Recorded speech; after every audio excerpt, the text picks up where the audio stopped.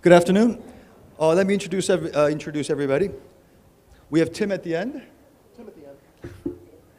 We have Shirley, Tao, Avi, and Fujinuma-san. And my name is Ryan. In this panel, we're going to talk about the power of alliance, exporting Asia's format globally. What we mean is we're going to talk about partnerships, what it means. It's buying and selling formats, that's not really partnership. Partnership is more about, that's the question. So, Avi, what do you think we mean when we talk about partnerships in our business? I think, partnership has different meaning in different parts of the world. And it's all based on the agenda and the needs of each territories. Basically, the question of partnership is by two partners coming together, can they do better than they can do on their own? And there is a need to join resources. Can they join resources and do the end result will be better than, you have maybe one leader that know what you want and he is able to move fast because, when you also engage in partnership, you need to put some energy and make the partnership work. So there's always the question, why do you need a partnership? And what is the target of the partnership? Okay. Fujimura-san, in your perspective, you're a broadcaster and also a content producer and a distributor. How would you, what do you think about Avi's comments on partnerships?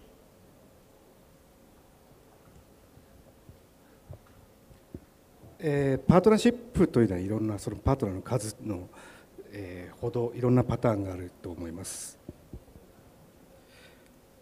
我々でもフォーマットに関して言うと、基本的には、スクラッチで一からフォーマットを考え、資金を出し合い、それを世界に売っていくというのを我々は基本的なパートナーシップだと考えております。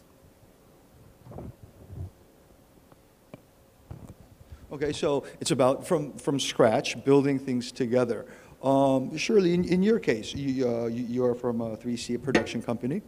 Do you also feel partnership is similar? Of what Avi said, two parties coming together to work together to build something? Yeah, actually I found, now we're trying to come up with a partnership by overcoming the language barriers. So to me, my understanding of partnership is to overcome a lot of barriers and eventually you come to work together and make something happen. That's my understanding of partnership. Okay. And Tao, in your case, you're a broadcaster at Zhejiang TV. How do you feel about this topic?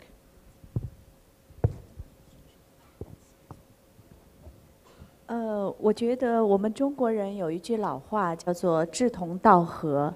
所谓志同，作为我的理解来说，就是我们要有相同的电视梦想跟电视理想。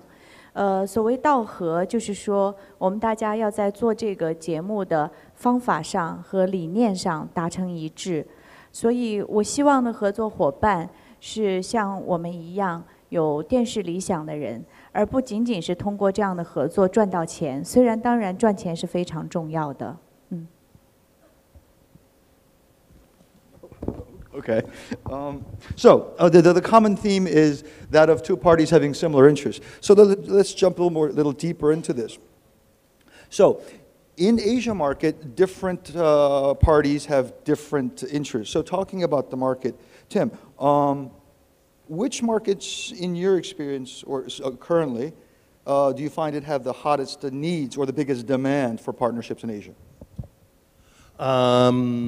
Good question, and thank you.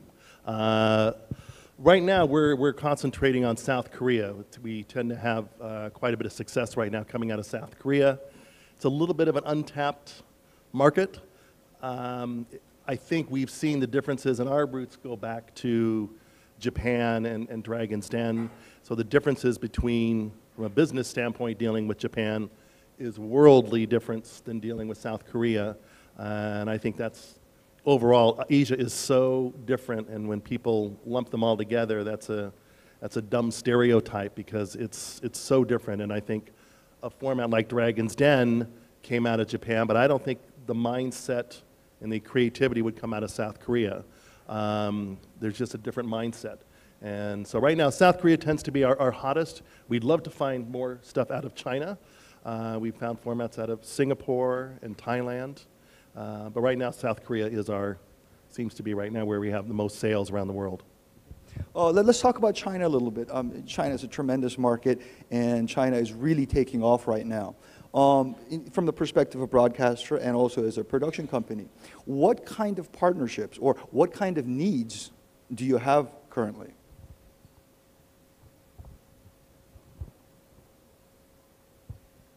中国的市场确实非常大，而且现在对这个模式的需求、对合作的需求也非常的应该说需求越来越强烈。像在中国，我们几个一线卫视的卫星电视都是采用季播的方式，所以基本上每季都需要5到7档节目，一年需要很多很多档节目，所以这个市场的需求应该说是非常非常大的。但是我想，不论是购买模式、引进模式，还是大家联合制作，还是更加新颖的合作方式，首先一点就是说，这个节目必须要符合中国人的情感诉求和审美的习惯。Shirley, in your case, you work with various broadcasters in China. Do you share the same view? And what other patterns or characteristics have you experienced in China in terms of needs? Okay, we position ourselves as content provider. We don't have a platform. We're not broadcasters. So of course, we study very carefully about our clients' needs. For instance, we work closely with Zhejiang satellite, but also we also provide content for many other stations like terrestrial stations, cable TVs, VOD markets. So for us, we are looking a much more a variety of partnership. I may give you several examples. For instance, for 3C Media, we are not only localize the worldwide TV format for Chinese audience, I'm also looking in this market for industry resources. For instance, we partnership with C21. For 5 years, we are localizing that website, industrial website, into Chinese language because we think that is needed by media practitioners here in China. And also for 3C Media, we are now working on a kind of 360-degree content engine sort of format. So apart from just localizing TV format for TV stations, we are thinking about developing mobile apps for consumers as well, not audience, but consumers. So for us, I would say all in all, much more a variety of partnership that we're looking for. Thank you. Fujimura-san, Japan is a very unique and also very large market. I understand Japan doesn't do a lot of buying, but and I'm very curious, why is this? And secondly, from Fuji's perspective, what kind of partners are you looking for your business? 日本はフォーマットを買わないというのはまさにその通りで、我々のテレビ局は55年、開設から放送しているんですが、4つしか買ったことがありません。で、その中で唯一成功したのがミリオネアと、つまり日本の文化の中でフォーマットを買うという文化がなく、僕も番組制作者だったんですが、フォーマットを買うということは制作者にとっては負けという文化が日本にはありまして、買ったら負けだと、フォーマットは自分で考えるものだという文化が根強くあります。なので、申し訳ないんですが、日本にフォーマットを売りたいから我々とパートナーシップを組もうと考えられている方がいらっしゃっても、なかなかそれは実現しづらいというのが現状だと思います。My apologies, audio problem. I didn't quite hear. Did everybody get to hear? Translator, could you try that again, please? And can we get also translation? Oh, could we have 2 more earpieces? Actually, 3 more for our panelists here. Thank you. Fujimura-san, we're going to come back to that question for you while we wait. So Avi, in your case, you work globally. What kind of partnership needs have you experienced working internationally? You know, there are partnerships that are trying to bring creativity together. That there is maybe sometime a need when you think, you know, creativity was suffering from stagnation in worldwide in the last few years. You know, still the most successful formats are formats that was created 10 and 15 years ago and sometimes 40 or 50 years ago. So everybody is trying to find the formula for a successful format. And maybe one idea is to join forces and to join creativity from few countries. This is one essence of cooperation. The other one is, you know, bringing funds together, because development is the most expensive and the most risky part of the business. So if two forces are bringing funds into the cooperation, then it's make it easier on both sides. Another element of cooperation, if partners are having, you know, can complement each other from what they do. For example, we are a company that doing development and distribution. So we do have partners with broadcasters that said, okay, we have this need of a program. You'll bring us the creativity and the know-how to create formats. We will be able to place it on the air. So for this, you know, we did deal with TF1 in France. We are doing it with TVA in Canada. We did it with Telefe in Argentina. That we are able to co-develop, answer specific broadcasting needs, and then with our cooperation, we can make it as a global brand. Tim, in your case, a lot of the properties you handle are already proven properties in the market. Avi talks about co-developing new property, as well as Fujimura-san. In your experience, have you come across a lot of needs for among your partners and clients, their need for new creative ideas and products? Have you come across a lot of that? We're working on that in Asia with South Korea, but I think we were talking earlier, the definition of partnership is the million-dollar question, or you know, it's the phrasing of what does it really mean, and sometimes it's lost in semantics. We launched a show in China that was based on a Japanese format from NHK during the summer, and because of the China regulations, it had to be called a partnership of something that we created originally, and although it was based on an existing format from Japan. And just as a case study of what happened there, it's amazing. I'm still standing, and I haven't entered rehab or anything, because trying to deal with a Japanese public broadcaster for the first time, selling into China for the first time, you wanted to just go, you know, completely hit your head against the wall, because you know, it was a medical show, so we were dealing with issues other than just a television show. We were getting questions from the Japanese producers. Is the medical profession even respected in China? And it was just these crazy questions. Thankfully, on a partnership, we have an agency, Bowman Bridge, and I called Sonia.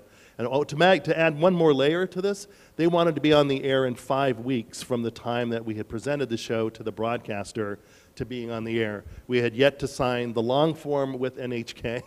We did not have a production Bible, and they wanted to be on the air in 5 weeks. So between Legacy Media, the production company, NHK, we brought the producers over to Hangzhou, and we just did a 4-day creative Bible workshop. But that was an example of something like, holy shit. Can you say that here, by the way? I get lost in translation. But in my 22 years of doing productions, I thought I was going to lose my mind on that one.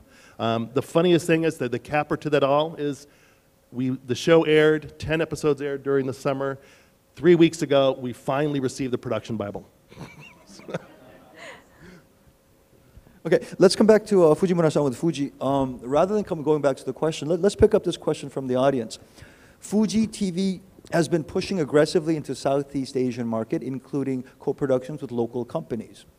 What are the types of shows that Fuji TV is keen to produce in Southeast Asia and what markets? So perhaps you could talk about your existing property and perhaps co-developing new things in Southeast Asia. 基本的には既存のフォーマットを東南アジアの諸国には売っています。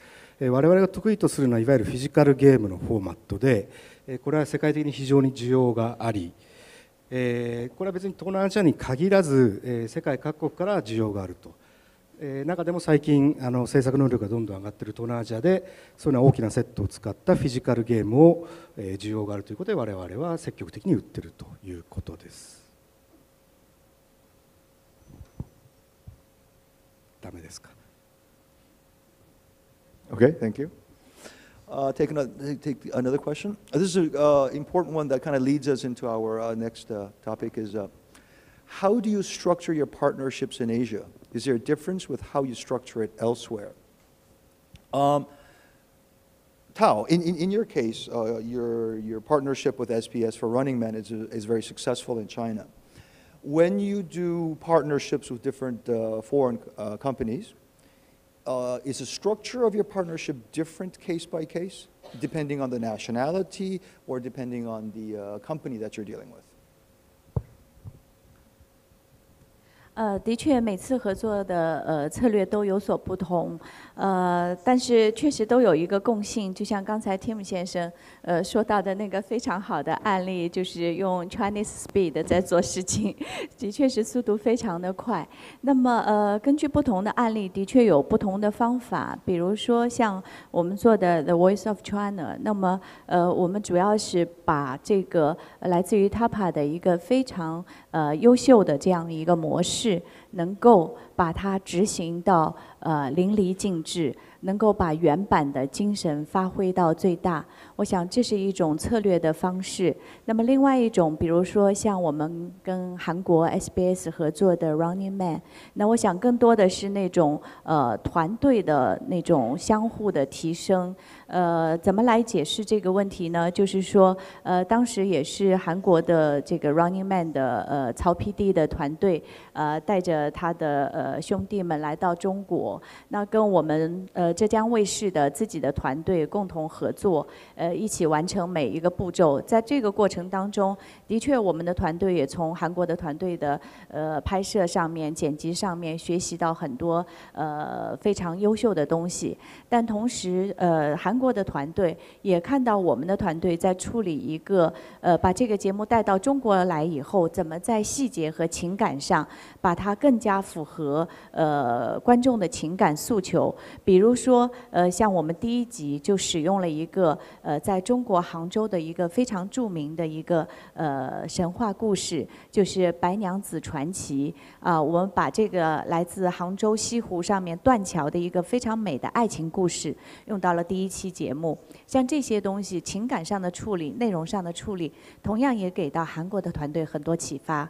所以在这样的共同的合作过程当中，我想对大家的彼此的团队都是一个互相提升的过程，这个也是非常有收益的。所以从此我们就跟韩国的 SBS 达成了一个战略合作，可能不仅仅是单纯的节目的模式的买卖，而是一个全面的人与人之间的战略合作。Very interesting.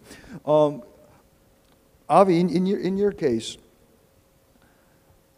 do you also find this in working with different partners where you learn from the process as much as your partner does?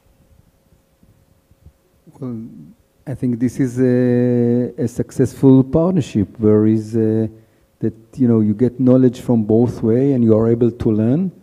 I think especially penetrating into Asia or penetrating into China and trying to create business there, where the business culture is so much different. I think it's helpful if you have like a local partners that are enabling you, to lead the way and to find the right structure to create this cooperation, because there is a lot of obstacles that you need to overcome on the way. Very interesting. Let's take another question from the audience. This is for both Fujimura-san and Tim. The question is, has any Asian format been successfully sold to Western countries? How far do you think Asia is from Western markets in terms of format development? And I think Fujimura-san, your company, you develop a lot of things for Western markets and have done projects. How do you feel about this?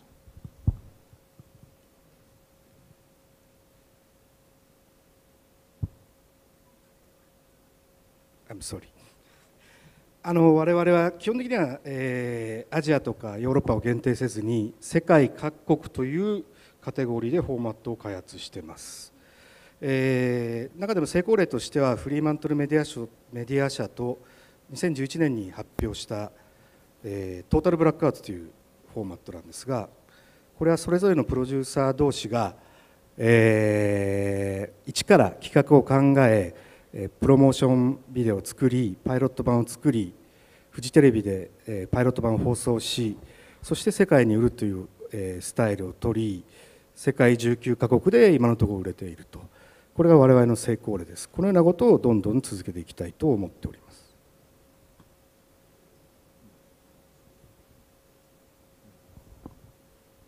So Tim, would you like to weigh in on this question? Oh, sure. Yeah, my first format selling, let me just look at the question again so I don't answer incorrectly. Yeah, the first format that I sold when I was working for Sony 12 years ago was Dragon's Den. And looking at that one in 2002, and I think part of what you need to sell a Japanese or Asian format into the Western world is you need a Western-looking sizzle. There still is a lot of stereotyping, narrow-minded. I remember for 3 years, Paul Gilbert and I at Sony were presenting the Japanese trailer of Dragon's Den to buyers. And if anyone's seen the original Japanese version of Dragon's Den, it's pretty bizarre. So it took a while, but 3 years later, we finally sell it to the BBC through a production partner, and they make a Western-looking show. So the same buyers who had rejected it for 3 years because they thought it looked too Japanese or too Asian, now they look at it and they go, oh, this is brilliant, this is terrific. We go, it's the same frickin' show you saw 3 years ago, but now it has Western faces and a fancier set. But since then, we've sold shows with Nippon. We worked with Fuji for a little bit. But it is that hurdle is, how do you make a Western-looking sizzle? Even when we sold Grandpa's Over Flowers from South Korea to NBC a few months ago, that was announced, we had to take their trailer from CJ&E&M and adapt it so it hits some more of the format structural points and the sales and the ratings highlights. So you just need that. Somehow there needs a bridge to get it into, because it's, especially the Americans, and I can label us the Americans, they just make too quick of a decision, and they don't think, when you look at Dragon's Den, how can that become bigger? And certainly it's become Shark Tank in the US, but that first Western sale on the BBC was what propelled all the other countries. Let's change directions for a little bit. In TV market, especially across Asia, and people talk about partnerships a lot, let's work together, et cetera, et cetera, et cetera. But when it comes down to it, it's not always successful. And sometimes two sides are talking cross purposes. We don't understand each other.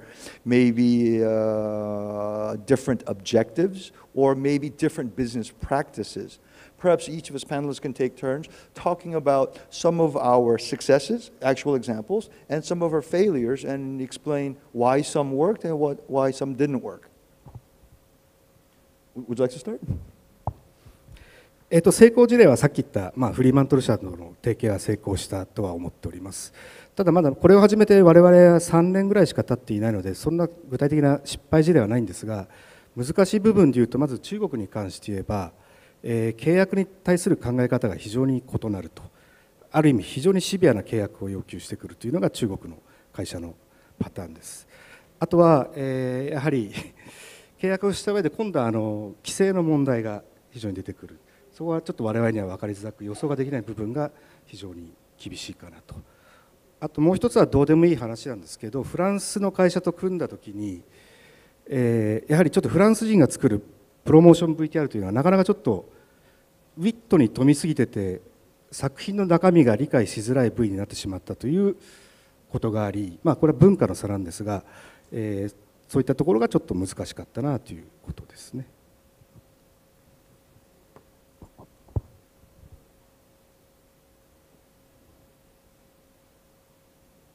Okay, Fujimura-san talked about in trying to do partnerships in China, how the business culture is different and the regulations are different. Shirley and Tao, what is your feeling on this in terms of doing business with foreign partners? Do you think the regulations and different business ways in China makes it difficult for you to form partnerships and do projects with partners?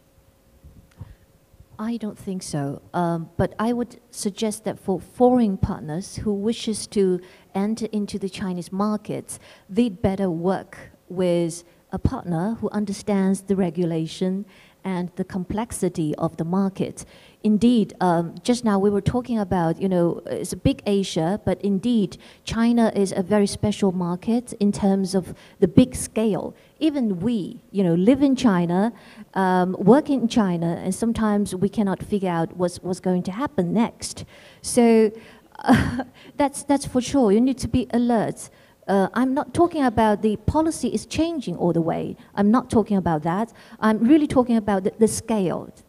Thinking about the population, thinking about how many provinces that we have and how many satellite channels we have. We have the first tier satellite channels like Zhejiang TV and so many other satellite channels. Each of them has their own target and we need to study them. So I would say for foreign companies who wishes to get into Chinese markets, you'd better try to find out a local partner that you trust and you can work together with. Yeah. On the market complexity issue in partnerships, Avi and Tim, you've both worked in the U.S. market. In my opinion, U.S. market is as complex as the Chinese market, I think, and putting aside the population numbers. How do you feel about this in terms of the lack of clarity or the complexity in the two markets? How would you compare the two? The U.S. market is complicated, but from a different perspective. The U.S. market is complicated because whenever they get a good idea or they like a format, I think they immediately look how they need to change it. And then in this process of creative dialogue and change, sometimes it can be successful, but sometimes it can be a failure. And this is an ongoing, this is the tension. The tension is, okay, you did buy a successful format. This is the reason that you bought it. So now why do you need to change it? But it seems like the inner dynamic, and because there is so many resource and money that put into production and so many elements that involve, that there is a need to change. So this is, I think, the difficult part in the US market. I think in the Chinese market is, it's a bit complicated because I'm saying when you develop, usually like when you develop a relationship or business structure in the US, so one stage is lead to another, and there's like a linear development of the process.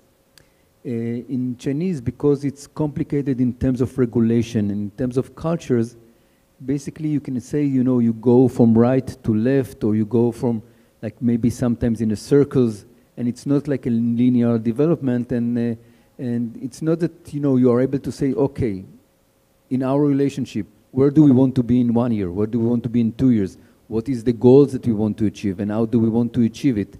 So it's making, I think, the process a bit more complicated, and I think it's still a virgin market. It's still a virgin market in terms of their willingness, to be part of the international scene. And I think being part of international thing is both starting, by acquisition, and then I think the next stage will be how do we develop our own format, and then there will be the stage of, okay, now that we have our own formats, how do we export it? So those two complicated markets are in a very different stages. And Tao, as a broadcaster, do you find the complexity of regulation and business environment in China very confusing and difficult for you also. 的确非常困难，因为一个呢是中国确实，当然世界大家的趋势都是一样，一个是在中国确实竞争太激烈了，非常非常的激烈。第二是中国确实有很多关于电视制作的政策，随时会出台一些连我们都无法预料或者无法掌握的东西。再一个就是刚才也说到，就是中国速度，的确我们每次推一个新节目，都必须在一个很短的时间来制作出一个新的节目，这些都使得电视生产制作的情况变得非常的复杂。但是呢，我觉得慢慢的随着这个中国电视产业的发展，也开始越来越成熟。一个是比如说像我们每个卫星电视，每个电视台都已经有自己非常明确的频道的定位跟风格，所以有时候非常清楚自己需要什么。所以我们也慢慢的走出属于自己的路子来。比如说像刚才阿维先生说到的，买一个模式，有时候往往会很轻易的去改动它，这样的错误以前我们也曾经犯过。但是我们现在意识到，如果你认可你购买一个好的模式，你必须把它的精神要做到十分的极致，十分的到位。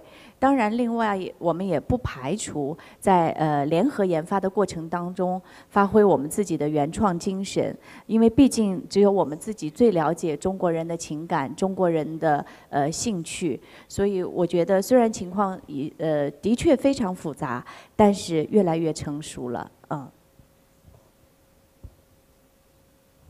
，Fujimura-san, there are a lot of really fantastic formats in Japan, and Fuji has a lot of them. In your case, then, your, how should I say, not very activity in China, is it because perhaps you haven't found the right partner in China? 我々は決して中国で活発でなく活発です。まずは先ほどもちょっとあったんですが、ドラマの共同制作を愛知さんと行ったり、今バラエティも同じように共同制作しようと今やっております。でパートナーに関して言うと、我々ある提携している会社が制作会社一つ北京にあり、それはそれで、また別に直接放送局だったり、制作会社だったり、あるいは例えばフリーマントルメディアさんの、中国支社と提携をしてやるなど、いろんなパターンで、特に中国というのはやはり近い国で文化も近いので、我々のフォーマットも入りやすいと思っているので、それは積極的に我々は力を入れています。Okay, so let's go back to the question earlier about successful cases of partnerships and some examples of where partnerships didn't work. Because I think Avi, you were next. We have like quite successful partnership with JSBC that started by them adapting already 3-4 years ago one of our format, the game show, Still Standing, that is still on air and going very well. Based on this success, we also started to distribute one of their formats, Celebrity Battle, which I think was the first format that was taken out of China for the international market. And I think the next stage that we are looking into is the ability to work on development together and launching shows that that we will be successful in the Chinese market, but also have an international appeal. So bringing our skills and the skills of the local partners of understanding the needs, but because when we come as international partners, I think our role is to take a successful local idea and then give it a universal meaning. And then once you give it a universal meaning, you are able to sell it to more territories and then help the territories that buy the show to do their local adaptation. So it's going from local to universal and then to local again. And this is why you need those companies that in between that are able to take the local things and make it internationally and then again into a local success. Tao, examples of successful cases and examples of cases where it didn't work so well? 应该说也有，我们曾经也有引进过一档益智类的节目，但是由于呢，它的形态是要就是参加比赛的人要相互的算计，就是说把谁排除掉，就是不再成为他的伙伴。事后我们就发现这一类的节目，事实上在中国很难受到欢迎。一个是可能在中国，包括我想在全亚洲也一样。 大家的工作的压力都太大了，可能大家更希望看到的是比较简单的、比较快乐的、比较合作的、和谐的，或者说体现出正能量的一些节目。但是像那些比较比较酷、比较冷静的，而且还要人与人之间去揣摩那些人际关系，就是说去预估对方的心理的这样的一些节目，可能在中国的话就比较小众，只有小部分的观众喜欢，大部分观众可能从情感上接受不了这样互相排斥的节目，所以那档节目我们播出几期之后就停播了，这对于我们来说也是一个经验吧，Shirley? Yeah. I think TV format business is by nature a kind of partnership business. Unlike the acquisition of finished program, you buy in the program, you simply just translate it into your local language and broadcast it. While doing format business, after signing the contract, there are so many concrete and difficult things for you to carry on. Like you need to talk to the original producers. The original producers needs to come to the country to provide consultancy and all of that. But for 3C Media's experience in the past 10 years, I would say 80–90% of our contracts, our deals, partnerships has been very successful, thanks to all the partners from all over the world. We do have some difficult ones. I wouldn't call it failure projects. I call them like difficult projects. In 2014, I think the most difficult projects for us is, just now my boss mentioned in the panel, we bought a format from a Japan company. It turns out to be just a piece of paper's format.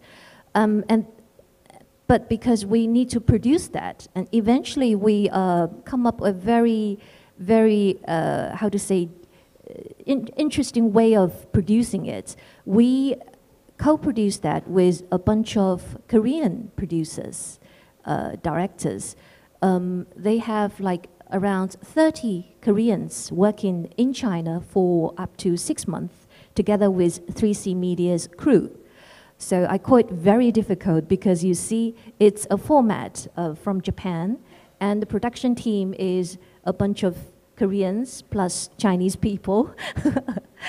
Okay, so, but eventually we finished 12 episodes production, and the filming is everywhere in Fiji, in Sri Lanka, you know, everywhere.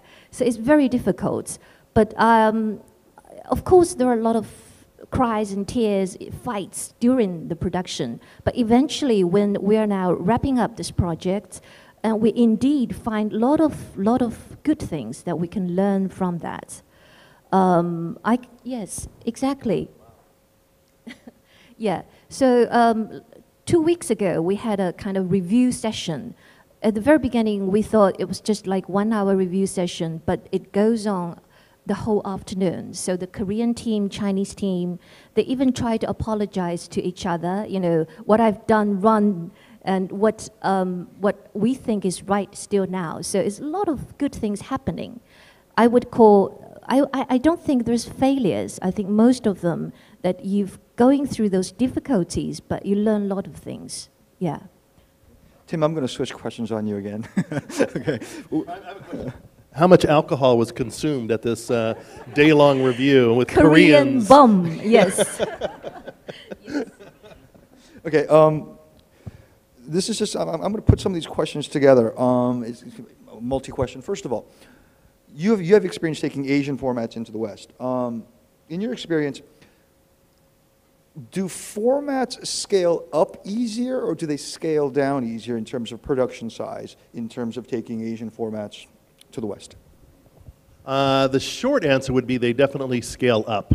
If you look at the production value, talking about Dragon's Den again, that was originally shot in a conference room at Nippon, and so it was a pretty barren set. I think the most extravagant prop decoration was a pitcher of water. And when you look at Dragon's Den on BBC Two or Shark Tank in the US, it's this grand, sweeping shots, dramatic set, everything that goes in there. So they definitely look to scale up. I think the running joke we have in the for American buyers and American networks and American viewers actually, is they have no idea that a Dancing with the Stars or Idol or Survivor all came from Europe, or Dragon's Den Shark Tank comes from Japan.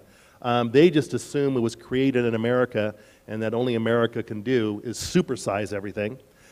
We did a show, a paper format, speaking of a paper format, it was called I Survived, a Japanese game show, which had nothing to do with our Japanese client. It came from Denmark, of course. So when ABC did their version at a couple $1 million per episode, they sent 70 people to Japan to produce the show, and we go, Mamma mia, this is just ridiculous. No other country can produce at this scale. You don't need 7 segment producers running around. And so we set up a turnkey production hub in Tokyo, and with Toho and also with TV Tokyo as our production partner. And so when Sweden and Norway and Denmark produced their version, they used our turnkey production team, which was 1/10 of the price that America and ABC paid. And many people will say that the Swedish version of that format looks better than the American version. So you got to scale up for the American market. I know Grandpa's Over Flowers will be scaled up. It's already has a new title. It's called Better Late Than Never. So yes, they definitely have to scale up. We have a show, and kind of going back to one of the earlier questions, we had a format from Thailand. When you deal with, it was a frustrating, and we always say in formats, it's a marathon, not a sprint.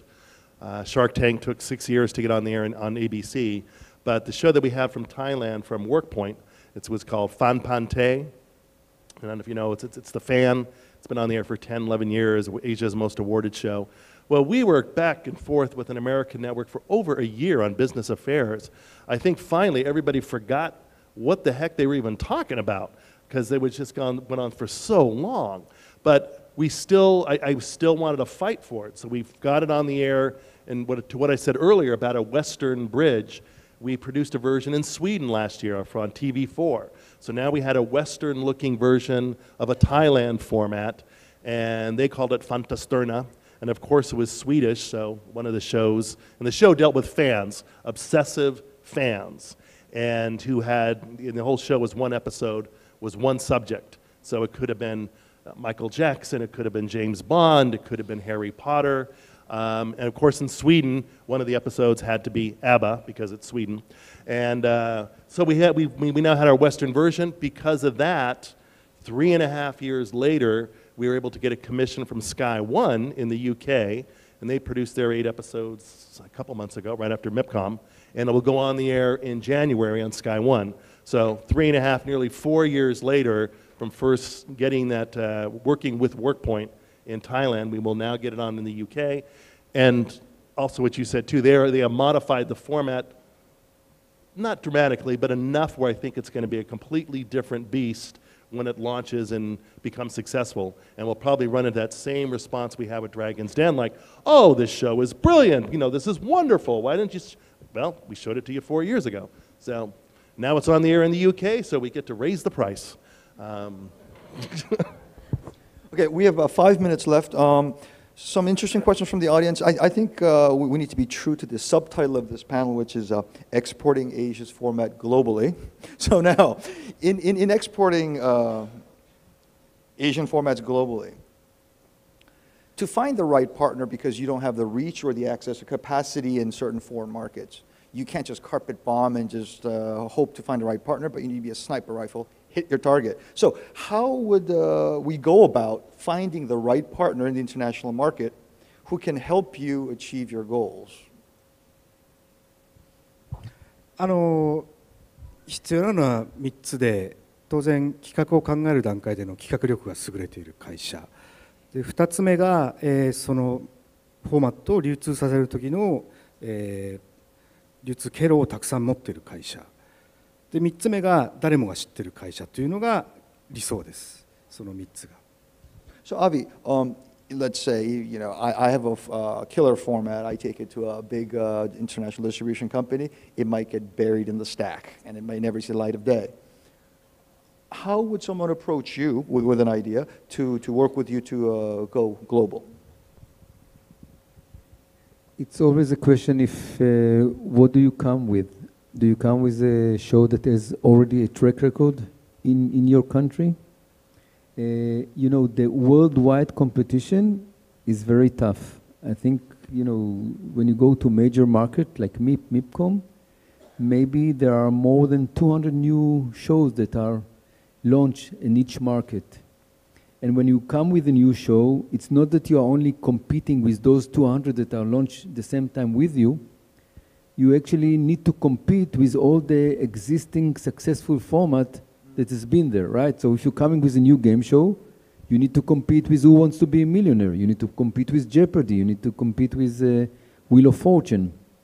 So I think the key element is that if you want to have a successful internationally, you need to have something that is able to stand out from the crowd. You need to have a very clear patent that will be appealing to a wider market. And there is contradiction forces within our industry. People are looking for security, and when they look for security, they tend to stick to the existing successful brand. At the same time, those brands get tired, and there is a need for new content. So finding the magic path, the magic way between those two contradiction forces, I think this is the key way to success, and you need to find the partners that are able to do so. So Tao, so someone came to Avi, has a killer format. Avi says, "Oh, this is great, this is unique." So they come to you. What do you look for in deciding if they will be your partner or not?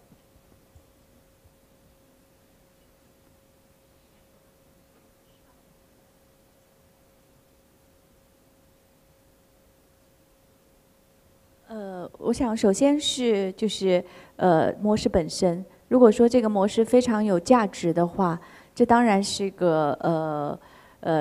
个不容错过的选择。另外就是说，还是要大家在合作的过程当中有着共同的目标，就是说，不是说我刚才也提到，不是说仅仅为了赚钱，而是说大家真的是可以创造出一个让大家都喜爱的一个作品出来，能够让这种合作能够成为一种长远的合作，而不只是一时的。And then Shirley, in your case, if you guys came up with a killer format, Avi said it's great, Tao said it's great. Now time to take it global. How would you go about doing it? Okay. Most of the time, we would ask ourselves 3 questions. Who are you? Where are you going? And what do you want? Or what are you going to do? So basically, it depends on, at that time, when the killer format or a wonderful business opportunities approached us, I think it should matches with our objectives as well. So that's our answer. And also, we always want to partner with somebody who is better than us, because we know we are a young company with 10 years old, and we know our strong points and our shortcomings as well. There is still quite a lot of things for us to make progress. So for us at this stage, we would like to look for partners who are better than us. Even in Chinese market, we always want to look, strong partners. Yeah. Tim, I'm going to change questions on again. Sorry. The question that's been up here for a while, 7 votes. In Central Asia, Kyrgyzstan, Kazakhstan formats, TV series are very popular, but it's very expensive and difficult for us. I think the question is, in certain markets, they look at certain foreign formats. They're very popular, but they're expensive to produce. So what would be the cheapest way to develop Central Asia media market? If I understand the question correctly, the question is, how do you take an expensive format and localize it? Is that the question? Let's assume it is, okay?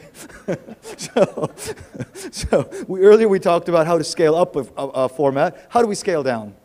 How to scale down? I would say, and they did this with Who Wants to Be a Millionaire, I know they would use a central turnkey production hub set, and maybe if it was in Budapest or somewhere, Bucharest, I think a few other countries would come in and shoot their version. They do a lot of it with Amazing Race. No, not Amazing Race. What am I thinking of? Wipeout, sorry, Wipeout. The Endemol show where they shoot their versions down in Argentina because it's less expensive to shoot in Argentina. So their crew, their cast goes down there and they knock out their episodes and voila.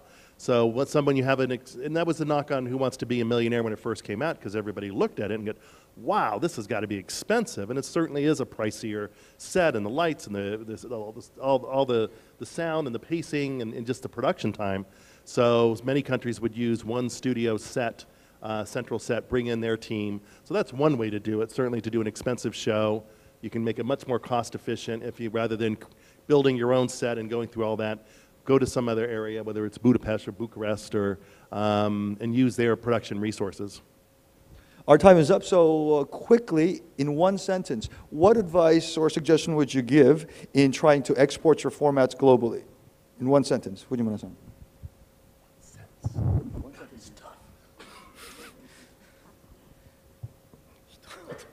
Crazy. Crazy. Out of the box, bring something new, bring something that was not more of the same. The world is not looking for more of the same.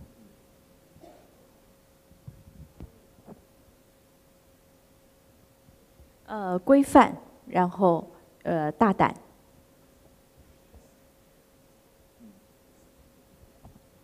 Okay, from me, I would say to make, to break, and to innovate. I say call small world first. Thank you, by the way. Well, thank you for moderating and everybody too. Thank you. And to Debbie for organizing. So thank you. Thank you, everybody. Thank you. Thank you very much.